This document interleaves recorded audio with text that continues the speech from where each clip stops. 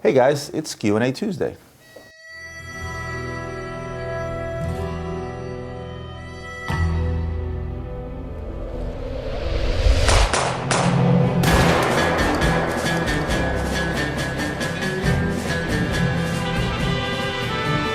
First question from Casey J. Hey Roman, fantastic content as always, thank you. I have a question regarding the gray market. If ADs is selling new Rolex out of the back door to gray market dealers, what happens to the warranty card? You'd think that if Rolex really cared about combating the gray market, they'd keep close tabs on the warranty cards. Let me know what you think. Well, it's very simple actually. If you ever bought a Rolex on a gray market, you know that you will never ever have a blank card. That card will be filled out, it will have a date on it, and it will have a name on it, and most likely that name will not be yours. And this is how ADs get around, because the minute they fill out that card, they register the watch with Rolex as sold to the individual on that particular card, and when that watch goes out onto the gray market, theoretically it's used, if you know what I mean. Doesn't do anything to the warranty, doesn't void the warranty is fully transferable, it's not warranted to a name, it's warranted to the watch itself.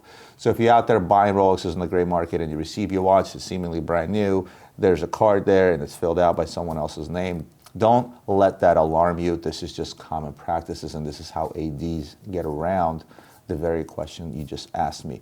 If you get a blank card with a Rolex, that's where you should probably be more worried about that, because odds are that's a card that's not real, because there's not a single Rolex dealer out there that will allow a Rolex to leave his shop without the card being filled out, and will never risk losing the line of Rolex, which is next to impossible to get for an authorized dealer today.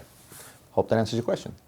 Next question comes from James David. Again, via email. Thought you would like this video. What is your view on the estimation of the Daytona? Of course, the video that he's talking about is the Antiques Roadshow, where Peter Plains, who is the gentleman in the video praising the Cosmograph Daytona that this gentleman bought back in 1970s while he was in the military, appraised the watch to be $500,000, $600,000, $700,000. I'm sure Ian is going to play this video, and I'm fairly certain he's going to do his own version, because you probably guys have seen the original. So Ian, if you could. As you know, it's a Rolex. This particular model is referred to as an Oyster Cosmograph. They're also referred to as Daytonas. The warranty paper was never filled out. You have the original Rolex brochure here for the Cosmograph. You have two receipts, the order receipt and your payment receipt here. You have the original box. Underneath the word Rolex and above the word Cosmograph, it says Oyster. They made this version with and without screw-down buttons. Paul Newman wore it in a movie called Winning. The one that Paul Newman wore, currently at auction, those watches are going for approximately $150,000 to $200,000. Your watch at auction today, $500,000 to $700,000.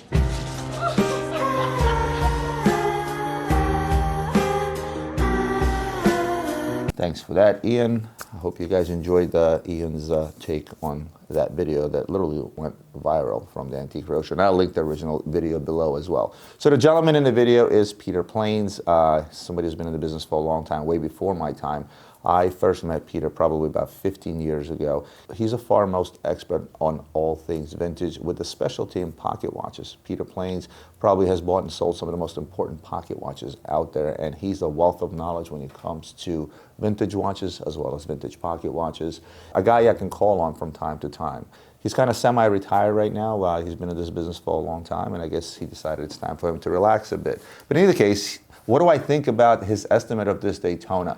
This is one of those pieces that really has no price. You know, the estimate that Peter gave, it could go under the estimate in auction, but most likely it will go over and maybe even way over, and I'll explain to you why. He made it very clear in that video that, first of all, this is a Daytona that they made the least amount of in that model, where it says Oyster on the dial, as well as the screw-down buttons, right? So that variation of that particular Daytona, they didn't make very many of. Kind of like when I talked about the P-Serial stainless steel Zenith Daytona, the one that they made for the first quarter of the year of 2001, right? Before they discontinued the Zenith movements, right? This is one of those cases, but this is, again, a watch that dates back to 1971, and he deemed it to be new old stock. Believe me when I tell you, there's no old Daytonas out there, new old stock. You don't see them at any shows. And mind you, this had box papers, original outer box. Papers were blank, right, which is a big deal too. They were never filled out, but at the same time, you have the provenance of having the sales receipt, the one original owner, every single booklet that came with it, as you were to walk into a store and buy it today. That's unheard of. And this is why he estimated this watch, which normally would trade at around $400,000 in auction, all the way out to 5, 6, even maybe a $700,000 mark. And I wouldn't be surprised if this guy puts it in auction, that it would reach more than that. And the reason for that is because there's not one other Daytona in that condition with all the provenance that it has, with all the paperwork, all the original bells and whistles. If I'm a collector and I want this Daytona, this is the Daytona I would want. Just considering the fact that the original sticker in the back of the watch didn't wear off in 50 years. I mean, that's insane, right? Of course, I love the guy's reaction when you told him that particular price. But I think Peter Plains was definitely on point with pricing out the Daytona. I wish what he would have mentioned is that when it comes to such a rare sample of already a very rare watch, a very collectible watch that already has proven pricing in major auctions as well as among dealers, I wish he would have said to him that take a shot at the auction, simply because with a watch like this, you never know. You may have a couple of guys in the room that just must have it, and money is no object, and I wouldn't be surprised if it could fetch upwards of $1 million. Again, in an auction type of scenario, you never know. I talked about this before. So my estimate on this watch would be in line with Peter Plain, with just a side note of saying that this watch could potentially bring a lot more. It would have to go into the right auctions in front of the right audience. I think Phillips would probably be a good choice for a timepiece like this, and I would run this auction either in Geneva or in the Middle East, because I think this is where it would fetch the most amount of money. I would actually bid on that watch. I wouldn't bid it up to $600,000-$700,000, but I would place a bid on that watch because I would love to own that watch. Hope that sheds a little bit of light into your question. And I hope you guys enjoyed Ian's little remix. Here's a really good question from Elias Nichols. Again, via email. Elias writes, hey Roman, love watching your videos and really enjoy the insight of the business you're in. Thank you very much.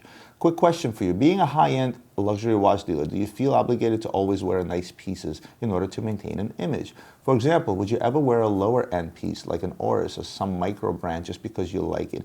Or do you feel like you always wear high-end?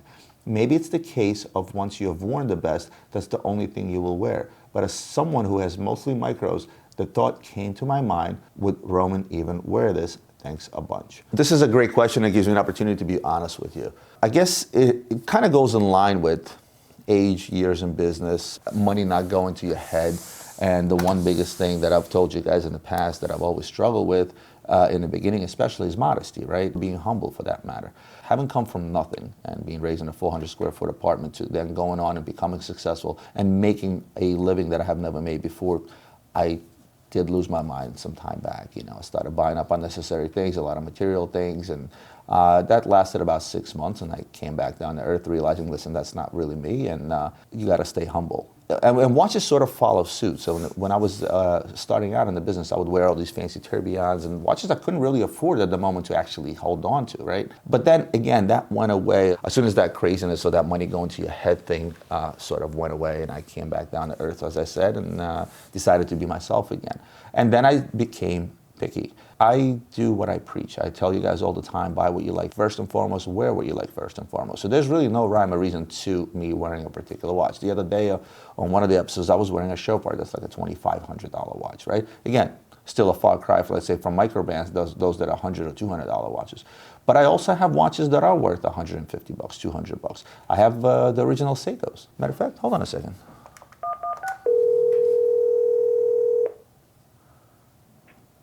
Hey, Ian? Hello? Am I on the air? Yeah. Can you do me a favor? Can you bring me my Seikos? You want them all, or? Yeah. Bring me all of them. Thanks. Okay. Hold that thought. There he is. So somebody asked me a question about whether or not, I feel like I have to wear like just kick-ass expensive watches and stuff. And I want them to show them some of my cool stuff that you can buy for a couple of $100 rather than wearing tourbillons all the time. So we have... Thanks, Ian. I appreciate it. So, to prove a point, these watches belong to me, and I think they're some of the coolest and most iconic pieces out there. These are vintage Seikos, right? And you can pick these up for a couple $100. I mean, I don't exactly know what they're trading for right now. If you go on eBay, you can probably see. Here's the famous voice recorder watch, right? From Seiko, aka the Ghostbusters watch, right? It's in its original condition, even still has the original hang tag. I do wear this watch from time to time because I think it's cool as all hell. More from Seiko, the TV watch. Remember this guy? The reason this is in Ian's office, we're still trying to get it to work. Unfortunately, there's no more analog TV signal out there. So Ian bought all kinds of different gadgets to try to convert the analog signal into digital and get it to display on this watch. For now, all we're getting is sort of this white static. We are getting some sort of a signal, but anyway, again, another cool and cheap watch that I would wear. This is, by the way, the transmitter that it came with. And then last but not least, the famous Seiko Data 2000, right? This is the calculator watch. This was Seiko's version of an Apple Watch. I think they were a little bit ahead of time with this one. But this thing can store like 2,000 contacts and can calculate things for you. It comes with this nifty little computer, and then you can kind of plug it in here, and you can save data from here to here. Again, a cool looking watch and a watch I would wear. Out of the three of these, the Ghostbusters watch is probably, this actually worked. I can actually record on this watch. This is probably the coolest one. If I had to go from 1 to 3, I'll go with this one first, this one second, and this one third, just because, I don't know, these are just cool, futuristic looking. So yes, I would wear this watch, and the following day I would put on a richer meal, and the day after I would put out a diamond Rolex. There's really no rhyme or reason. But the point of the whole conversation is, you know, as you grow up and as you grow older, A, you develop a taste for things. B, you learn to be more humble as you become more successful. At least most people do, and at least I try. From time to time, it still kind of comes out. I'll go out there and buy some dumb shit just because I can afford it. But I've told you guys in the past, my family, my kids, my wife is my #1 priority. So I'm not going to be the guy out there that's going to have 4 Ferraris in his garage and not be able to pay for my kids' college education. But wait! But there are exceptions to the rule, and I'll tell you what those exceptions to the rules are, and they are specific to my business, and they are situational. Sometimes I go out to see a particular client, and if I know that particular client likes vintage watches, he's a big vintage guy, I will put on a vintage watch. And the reason I will do that is because I know that would be to his satisfaction. At the end of the day, you want to please your clients. So I'll put on, let's say, my Type 20 Brigade, because it's a conversational piece as well. I wouldn't put on a watch with the intent of selling a watch, but I will put on a watch with the intent of actually having a conversation about the watch, bringing up a conversation about a particular brand, or maybe get this guy to think outside the box. If I'm going to see a guy that's strictly a Rolex guy and all he's done ever is bought Rolexes from me, maybe I'll throw in an AP or Jaeger LeCoultre just to try to open up his eyes a little bit, to show him that there's more out there than Rolex. And what I put on my wrist often influences clients and friends and things of that nature, because they know I'm in this business, I've been doing it for a while, they respect my knowledge and what I have to say about particular watches, so they will pay attention to what I wear. So in reality, if I really wanted to bias someone towards purchasing a particular watch, I can simply show up and meet with him wearing a particular watch. So when it comes to business things, sometimes things do dictate particular watches. And last but not least, event base. You know, if I'm on the beach, you know, you're going to find me wearing diver watches, waterproof watches, big clunky watches, ones that can take a beating, or Rolexes of that nature. You know, if I'm putting on a tuxedo, odds are you're going to find me wearing a dress watch. And the reason for that is because try to fit a big bulky offshore underneath the tuxedo shirt, right? Or sometimes I won't even wear a watch just because it's just not fitting. But if I were to find a micro watch or a micro brand that I really, really like, I wouldn't shy away from buying it. You won't see me wearing an Invicta watch. I just think they're ugly, right? I remember I had a package of a bunch of watches that came in, and part of that package was an old Jaeger LeCoultre.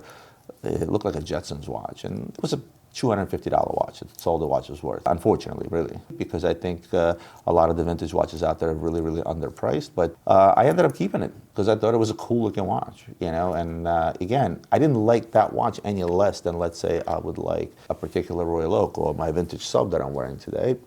Again, buy what you like first and foremost. And I think with time I learned that. So no, I never feel as if I have to impress anyone. Always wear a high end, unless it's a situational thing, based on a particular event or certain people that I may meet. But for the most part, there's no rhyme or reason. Next time you meet me on the street somewhere and say hello, you might find me wearing a Seiko, and the next day you might find me wearing a $100,000 richer meal. Hope that sheds a little bit of light into that question. Here's a question that most likely you will get a very general answer, or maybe an answer that's not as exact to your question. It comes from Alec Petros. Hey, what watch would you recommend as a first watch under $8,000 to $10,000 used? I get this question asked all the time, and I think I'm going to start doing videos on this. You know, buys $8,000 to $10,000 among 5 different brands, or for a particular brand. The issue with watches is that there's so much out there that it's practically impossible for any dealer to sit there and give you, here's 5 watches, take a look, I think this should be your best buy. Number 1, Alec, I do not know you. Number 2, I do not know your taste. Number 3, I'm not aware of your surroundings, where the watch would be worn. your work situation, your play situation, none of that stuff. There's so many things that come into play when it comes to buying watches that first and foremost it should come from you. I'll tell you what I do when customers do this. If you call a dealer tomorrow and you tell them, hey, recommend me 5 top watches to buy as a first watch, $8,000 to $10,000. 9 out of 10 dealers are going to send you 5 watches that they have in their stock on which they have decent profit on and try to sell you what they have, right? There's no dealer out there that has every watch that's out there, or even half of all the watches out there from $8,000 to $10,000, right? So then you're getting a biased opinion. When somebody calls me up or emails me, and this is what my sales staff does, this is what we all do. If they ask such a general question, my first answer personally to them would be, why don't you tell me a little bit about yourself, what you like? Tell me what you're looking for in the watch in terms of functionality, in terms of overall look. What message are you trying to get across? Are you somebody that wants to show off the fact that you have an expensive watch? Or you're somebody, which there's nothing wrong with that, I've always said that. Or you're someone that wants to be, a little bit more incognito. You don't want to show up at the office where everybody knows you have on a gold Rolex, right? And I ask those type of questions, and then I ask you in turn to say, look, browse my website. Pick a few watches from a few different brands with different functionality within that price range, literally sorted by price, and say, you know what, I like this, that, and that.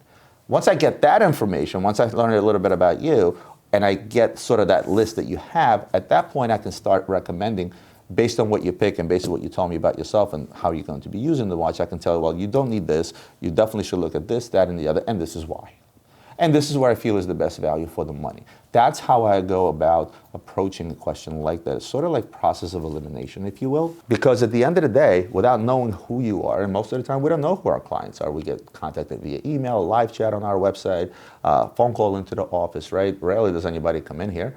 How does one answer a question like that? And I think for all of you guys listening out there, that's a great approach. If you're ever in question as to my first watch, my second watch, my next watch, my 5th or 20th watch, unless you can at least specify a brand. Specifying a price range is extremely helpful to a dealer. Specifying a particular brand or even a couple of brands or maybe even a few brands already narrows the list down. But the minute you say, what's my best watch to buy? Well, I don't know. Are you looking for something that will hold value best? Are you looking for somebody that will look the best? Are you looking for somebody that will serve a particular function? It's impossible to us to find out. And anybody that tells you, oh, these are the best 5 watches you should buy, they're buys because they're trying to sell you what they have. I have a huge variety downstairs in my vault, in that same price range. I could probably offer you 50 pieces in that price range. But how does that even fare to somebody like you where I don't know anything about you or I don't know exactly what you're looking for? And that's really what it comes down to. It's about you initially doing a little bit of legwork and saying, okay, well, what am I looking for in the watch? Giving that information to a watch dealer. Then we can start to make some suggestions. Hope that kind of answers your question. I'll take one more, and I responded to this gentleman via comments, but I did want to talk about it on the show. It was from Tom the Fish. Dollar for dollar, what do you see as brands' most powerful tools for advertising? Billboards, sponsorships, ambassadors, or anything else? But we're getting away from traditional e-commerce marketing, which back in the day, if you had an e-commerce website, you did your pay-per-click with Google and Bing and all the other services that are out there. You did social media ads, you did retarget marketing where the ads follow you around, and you also did Google Shopping, right, where you uploaded your products. Those things are stopping to work, or they become cost prohibitors, where the return on investment is not worth it. You end up spending so much per click that by the time you sell the item, you don't really make any money on it, or you lose money on it. Again, due to competition, and mainly from a lot of the platforms and everybody and their mother that decided to jump into the watch business, right, like StockX is now selling watches, among all these flash sites and things of that nature. My answer to you on YouTube was ambassadors plus sponsorships equal brand name recognition. And brand name recognition is really the type of marketing that we here at Luxury Bazaar are going after right now. We're doing all sorts of commercials. I'll show you guys later. They're funny as all hell. The YouTube channel that I'm doing, along with ads on social media that are more driven towards brand name recognition, recognizing the name Luxury Bazaar, rather than saying, oh, here's this item at this price and you can buy that cheaper than the next guy, right? That's why I feel that for brands, ambassadors and sponsorships. Billboards, not so much. Although they are effective, I think billboards will work alongside with those other things because, again, billboards do add to brand name recognition, obviously. But for brands, billboards are usually those billboards that are put up by local ADs. The companies sponsor them, so if a billboard costs $1, the company will pay, let's say, 50 cents towards the billboard, and the authorized dealer in the area will pay the rest. The billboards that they do are more concentrated in driving business to the local dealers, right? Not as much brand name recognition. Sponsorship and ambassadors. Ambassadors, I think, are huge. I'll be flat honest with you, right? I've been on YouTube for about a year now, right? A little more than a year.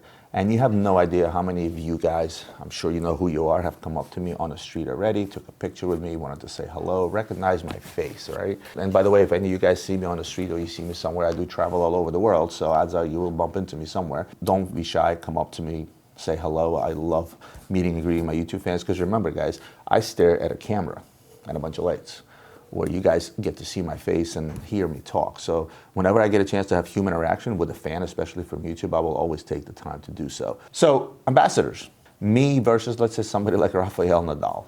How many followers does he have on Instagram? Let's see, Rafael Nadal.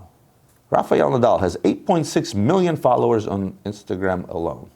I only have about 42,000. But the amount of exposure a brand gets when somebody like Rafael Nadal wears his Rich Emile is, I don't think I could even put a value on that. I'm sure Rich Emile did with whatever they're paying him. Can you imagine if Rafael Nadal was in the finals of the French Open, let's say, and he put on a luxurybazaar.com hat, what that would do for my business?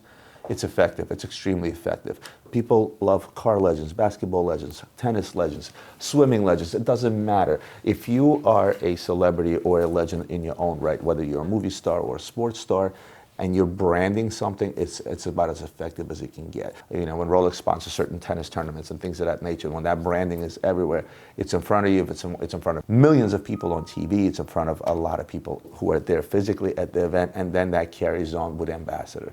So yes, the most effective thing I think today for marketing for brands dollar for dollar is going to be the ambassadors and sponsorship, which I put all in the same, and that equals brand name recognition. Because just to go back to my 20-some thousand followers on YouTube, that already has brought so much brand name recognition to my company, luxurybazaar.com. And all you guys out there that have emailed me asking me for watches, I know a bunch of you guys already bought watches from us strictly by watching my video.